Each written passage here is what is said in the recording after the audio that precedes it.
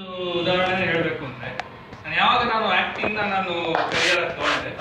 First ನನಗೆ ಹೇಳಿದ್ದೇನೆಂದರೆ ಇದರಲ್ಲಿ ಇನ್ಸೆಕ್ಯೂರಿಟಿ, ನಂತರ ಸರ್ಟನಿಟಿ ಇರಲ್ಲ.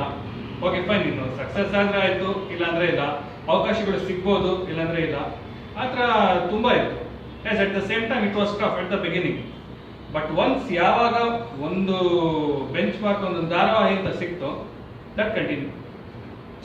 So that's how it is. So ಒಂದ್ಸಲ ನಾನು ಕ್ರಿಕೆಟ್ ತುಂಬ ಫ್ಯಾನ್, ನಾನು ಕ್ರಿಕೆಟ್ ಆಟ ಅಂದರೆ. ಸೊ ಒಂದ್ಸಲ ವಿರಾಟ್ ಕೊಹ್ಲಿಗೆ ಒಂದ್ಸಲ ಇಂಟರ್ವ್ಯೂ ಮಾಡಿದ್ರು. ಏಷ್ಯಾ ಕಪ್ ಅಂತ ನಡೀತು 2012 ಅವಾಗ ಇಂಡಿಯಾಗೆ ಏನಂದ್ರೆ ಲಾಸ್ಟ್ 10 ಓವರ್ಸ್ಗೆ 120 ರನ್ಸ್ ಬೇಕಾಗಿತ್ತು. 60 ಬಾಲ್ಸ್ 120 ರನ್ಸ್ ಬೇಕಾಗಿತ್ತು. India one that match. But ಎಲ್ಲರೂ ಕೇಳಿದ್ರು, ಹೆಂಗೆ ಪಾಸಿಬಲ್ ಆಯ್ತಿದ್ದು, ಹೆಂಗೆ ಅಷ್ಟೊಂದು ವಿಕೆಟ್ಸ್ ಹೋಗ್ತಾ ಇತ್ತು, ಅದು ಪಾಕಿಸ್ತಾನ ಮೇಲೆ ಬೇರೆ, ಒಂದು ಸ್ಪೆಷಲಿ ಸೆಮಿಫೈನಲ್ಸ್ ಅಲ್ಲಿ ಹೆಂಗೆ ಅಂತ. ಅದು 60 ಬಾಲ್ ಅಲ್ಲಿ 120 ರನ್ ಹೆಂಗ್ ಹೊಡೆದ್ರಿ ಅಂತ.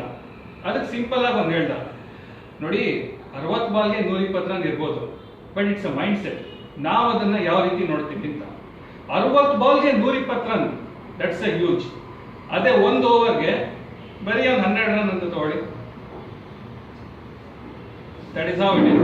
ಸೊ ಲೈಫಲ್ಲಿ ನಾವು ಸನ್ನಿವೇಶಗಳು ಬರುತ್ತೆ, ಬಟ್ ನಾವು ಅದನ್ನ ಯಾವ ಒಂದು ದೃಷ್ಟಿಕೋನದಲ್ಲಿ ನೋಡ್ತೀವಿ ಅನ್ನೋದ್ರ ಮೇಲೆ ಹೋಗುತ್ತೆ. So that is how it is. So ಆ ಒಂದು ಟಾಪಿಕ್ ಬಗ್ಗೆ ಇವತ್ತು ಪ್ರೇಮ್ ಸರ್ ಅವರು ಮತ್ತೆ ತಿಮ್ಮಯ್ಯ ಸರ್ ಅವರು ಬೆಳಕು ಚೆಲ್ತಾ ಇದ್ದಾರೆ. So at the same time ಇವತ್ತು ಇಲ್ಲಿ ಹಾಗೆ ಡಿಸ್ಕಷನ್ ಕೂಡ ಇರುತ್ತೆ. ಸೊ ಐ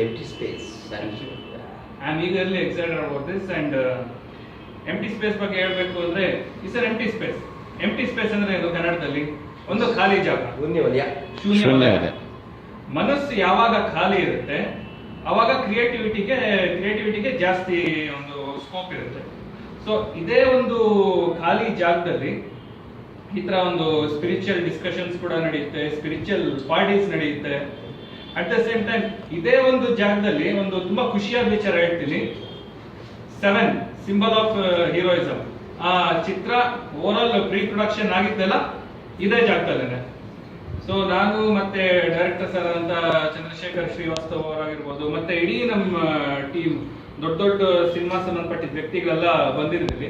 ಸೊ ಏನೇ ಪ್ರೀ ಪ್ರೊಡಕ್ಷನ್ ನಡೆದ್ರು ಇಲ್ಲೇ ಒಂದೊಂದ್ಸಲ ಮ್ಯೂಸಿಕ್ ಕ್ಲಾಸಸ್ ಕೂಡ ನಡೆಯುತ್ತೆ, ಮುಂದೆ ಇಲ್ಲಿ ಡ್ಯಾನ್ಸ್ ಕ್ಲಾಸ್ ಕೂಡ ನಡೆಯುತ್ತೆ, ಮುಂದೆ ಇಲ್ಲಿ ಯೋಗ ಕ್ಲಾಸ್ ಕೂಡ ನಡೆಯುತ್ತೆ. ಇದೊಂದು ಖಾಲಿ ಜಾಗ. ನಿಮ್ಮಲ್ಲಿ ಕ್ರಿಯಾಶೀಲತೆ ಇತ್ತು ಅಂತಂದ್ರೆ ಈ ಖಾಲಿ ಜಾಗದಿಂದ ನೀವು ಏನ್ ಬೇಕಾದ್ರೂ ಮಾಡ್ಬೋದು. ಇದು ಜಸ್ಟ್ ಅಷ್ಟೇ.